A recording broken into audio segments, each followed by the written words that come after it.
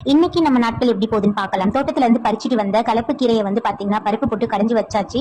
ஆத்தூர் கிச்சடி சம்பா பச்சரிசியில தான் இன்னைக்கு சாதம் வடிச்சிருக்கேன். தினமும் வடிச்சு சாப்பிடறதுக்கு 25 கிலோ பச்சரிசி நாங்க வந்து சிப்பமா சேல் பண்ணிட்டு இருக்கோம். வேண்டும்னா டிஸ்கிரிப்ஷன்ல நம்பர் கொடுக்குறேன், ஆர்டர் பண்ணுங்க. கம்பு இட்லி தாங்க இன்னைக்கு நான் செஞ்சது.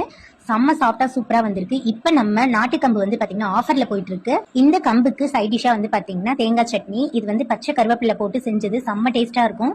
இன்னைக்கு நம்ம தோட்டத்துல ரொம்ப முக்கியமான ஒரு வேலை இருக்கு. சோ அதுக்காண்டி சீக்கிரமாவே இன்னைக்கு வந்து ரெடி ஆயாச்சுங்க. நம்ம சாப்பாட்டை எல்லாமே பேக் பண்ணி எடுத்துக்கிட்டோம். நான் தோட்டத்துக்கு போன உடனே வந்து பாத்தீங்கன்னா பக்கம் எது திருவிழா போல, சோ சாமி வந்து பாத்தீங்கன்னா ஊர்வலமா எடுத்துட்டு வந்துட்டு இருந்தாங்க. இன்னைக்கு நாள் ரொம்ப நல்லா போகணும்னு சாமி கிட்ட வேண்டிட்டு தோட்டத்து வேலையை பார்க்க ஆரம்பிச்சாச்சு. ரொம்ப அவசரமா எங்க போயிட்டு இருக்கேன்னா, இன்னைக்கு நம்ம 5 இலை கரைசல் வந்து பண்ணலாம்ட்டு போயிட்டு இருக்கேங்க. போற வழியில தலைய ஆட்டி யாரோ நம்மள கூப்பிடுற மாதிரி இருந்துச்சு. என்னடான்னு வந்து பார்த்தா நம்ம கேழ்வரகு எல்லாமே கருதி விட்டுட்டாங்க. அவங்க எல்லாத்தையும் நல்லா விசாரிச்சுட்டு தலை வெட்டுறதுக்கு கிளம்பிட்டேங்க. 5 இலை கரைசலுக்கு நம்ம தோட்டத்துல இருக்க 5 இலையை தேர்ந்தெடுத்து வெட்டிட்டு இருக்கேங்க. முதல் வந்து பாத்தீங்கன்னா ஆமணக்கு தலை தான். இந்த 5 இலை கரைசலை எப்படி செய்யறதுன்னு தெளிவான பதிவு அடுத்த பதிவுல வெளியிடுறேங்க. அடுத்து வேப்பந்தலை, எருக்கு தலை, கற்றாழை, கடைசியா நொச்சி தலையும் வெட்டியாச்சுங்க. கரைசலை பக்காவா ரெடி பண்ணி வச்சாச்சுங்க. 20 நாள் கழிச்சு கரைசல் வந்து நம்மளுக்கு தயாராயிடும்.